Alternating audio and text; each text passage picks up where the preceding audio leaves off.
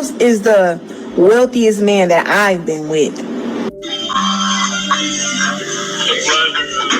And that's like no faking. I haven't paid for a flight, a hotel,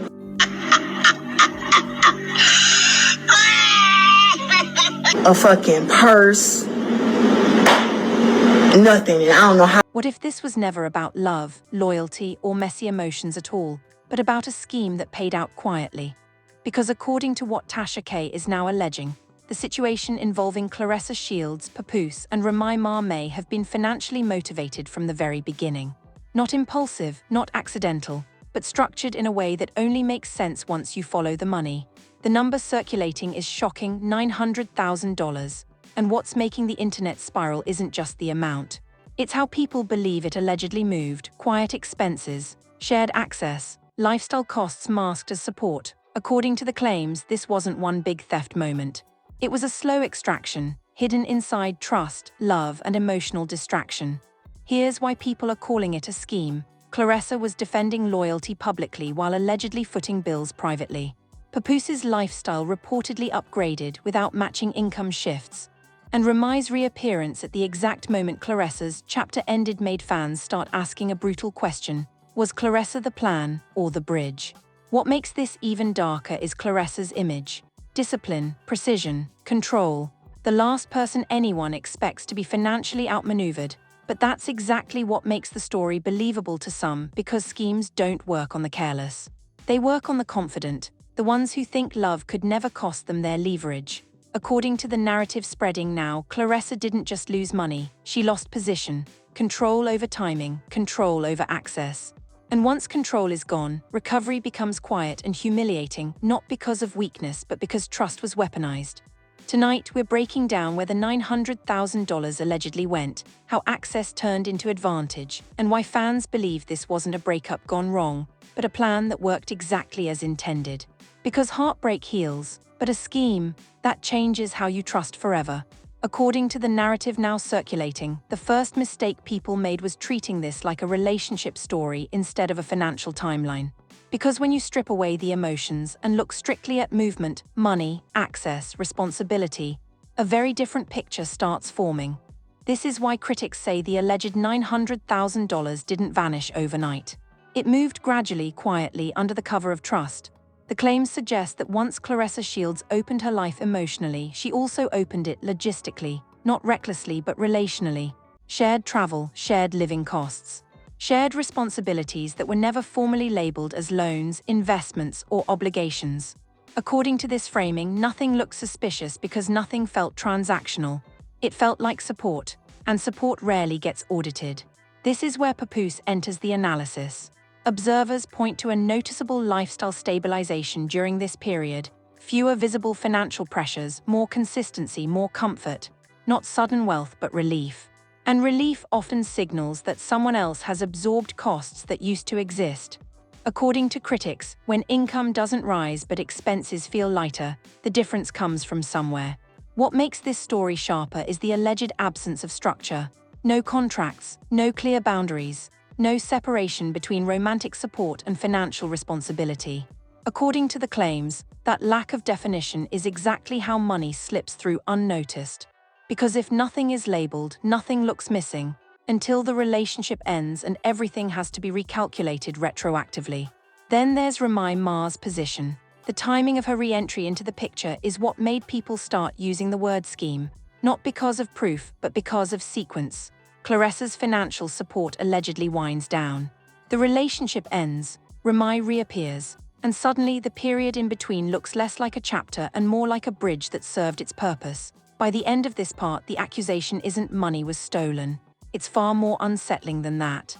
It's that money was reallocated with consent, under emotional assumptions that no longer exist.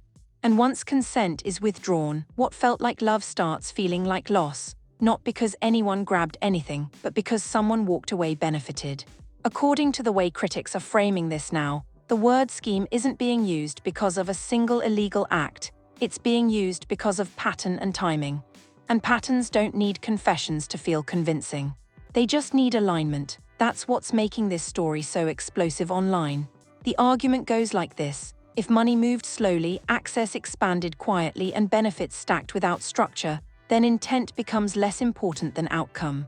According to the claims, Claressa Shields carried the financial and emotional weight while believing the relationship was building towards something permanent. That belief is key, because permanence justifies sacrifice.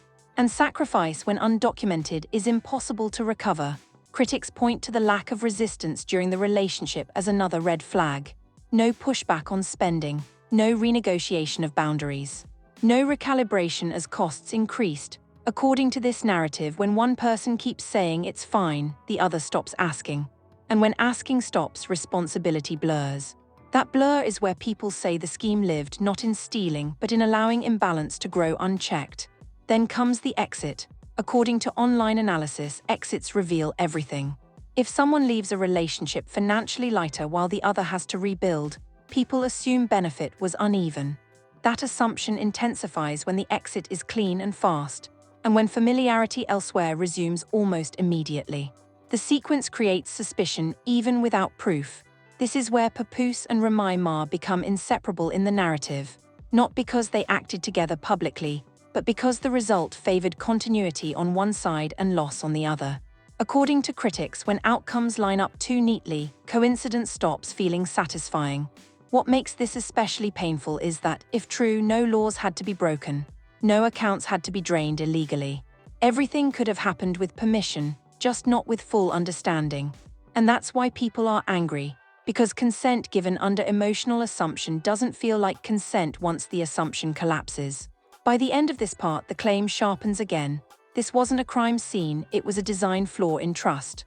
According to the breakdown circulating online, the $900,000 figure didn't appear out of thin air. It emerged from aggregation, not a single receipt. Critics say people started adding up patterns of spending over time rather than pointing to one dramatic transfer. That distinction matters because it shifts the conversation from theft to cumulative impact.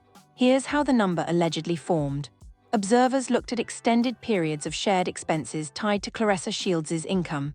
Housing support, travel, lifestyle costs, management-style assistance, and opportunity costs, where Claressa's resources were reportedly redirected toward maintaining the relationship rather than reinvested elsewhere.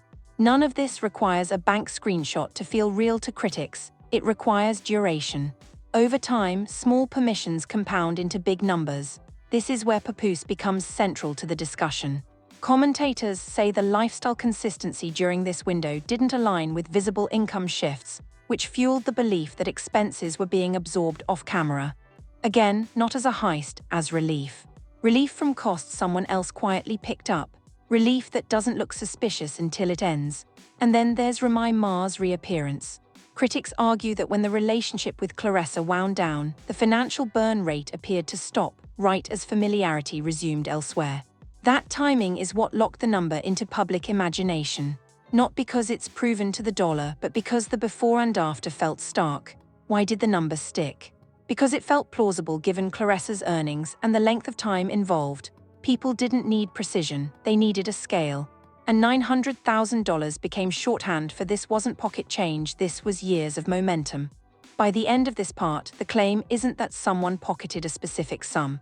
It's that value drained steadily, and only became visible once the relationship ended, and the math was forced into the open. According to how this story is now being interpreted, the most unsettling part is that nothing looked wrong while it was happening. And that's exactly why people believe if anything did occur, it could only function the way a scheme does, quietly, consensually, and emotionally justified. Not forced, not rushed, just normalized over time. Critics argue that during the relationship, every decision had a reasonable explanation. Travel was support, housing was convenience, lifestyle costs were partnership. And because Claressa Shields was winning, earning, and confident, none of those choices triggered alarms. According to this framing, success itself became camouflage. When money keeps coming in, outflow doesn't feel urgent. This is where hindsight becomes brutal. Once the relationship ended, the same actions looked different. Support looked like subsidy, partnership looked like imbalance, and access looked like advantage. According to the narrative, the realization didn't come from discovery, it came from absence. The moment support stopped, the weight of what had been carried alone became visible. People also point out how clean the transition was for Papoose.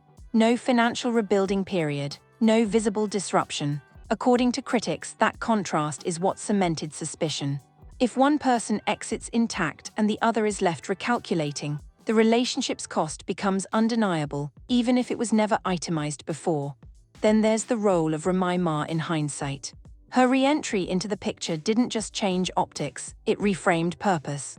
Suddenly, the time in between looked less like a detour and more like a bridge that absorbed cost.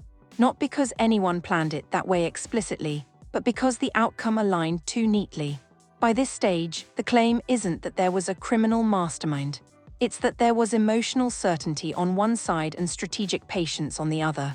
And that combination is how people lose money without ever feeling robbed, until the relationship ends and the math finally gets done.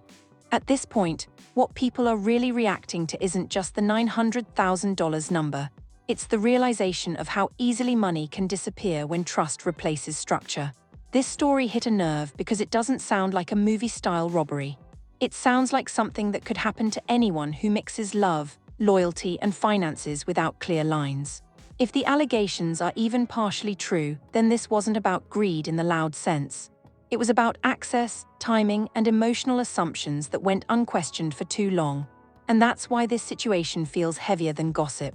Because nobody had to force anything. Everything that allegedly happened was allowed until the allowance ended. What makes this especially painful is who was involved.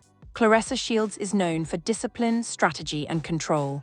Seeing someone like that potentially lose leverage doesn't make her look weak, it makes the lesson clearer. Confidence doesn't protect you from imbalance. Love doesn't audit itself, and success doesn't cancel the need for boundaries.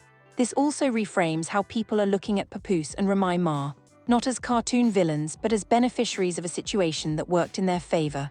And when outcomes favor one side consistently, the conversation naturally shifts from what happened to how was this allowed to happen. Now it's your turn. Do you believe this was a calculated scheme or a tragic example of trust being misused? Where should the line be between support and subsidy? And why do so many people only realize the cost of love after it's over? Drop your thoughts in the comments respectfully. If this breakdown helped you understand why people are so divided on this story, like the video so others can find it. Share it if you believe financial boundaries are a form of self-respect. And subscribe for more long-form breakdowns that focus on patterns, power, and the quiet decisions that change everything. Because sometimes the biggest loss isn't money, it's realizing you paid for a lesson you never signed up for.